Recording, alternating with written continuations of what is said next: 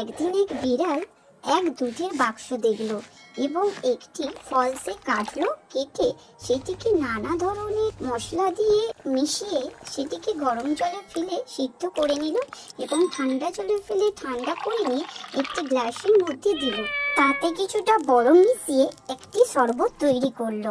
এরপর সে একটি অন্য ধরনের ফল নিল এবং সেটিকে ফাটিয়ে তার ভিতরের অংশগুলি নিয়ে সেটিকে একটি জায়গায় রেখে তাতে একটু চিনি মিশিয়ে নিয়ে সেই ফলের জুসটাকে একটি গ্লাসে ঢেলে নিল এবং তাতে কিছু একটি মিশিয়ে আরও একটি শরবত তৈরি করলো।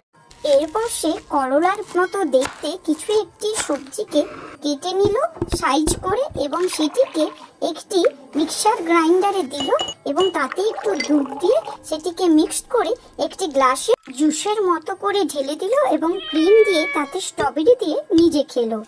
এরপর আবারও কিছু স্ট্রবেরি নিয়ে সে আবারও একটি শরবত বানানোর চেষ্টা করলো। তাতে দিল একটু দুধ আর একটু বরফ কুচি। এরপর শুরু হলো বেদানা দিয়ে জুস তৈরির পালা। বেদানার দানাগুলিকে গ্রাইন্ডারে মিক্সড করে সেটিকে তরল করে জেলি পাউডার দিয়ে জেলি তৈরি করে একটু স্ট্রবেরি, একটু দুধ এবং সেই জেলিটি দিয়ে একটি শরবত তৈরি করে তাতে ক্রিম দিয়ে চকলেট দিয়ে আবার একটু জুস হলো।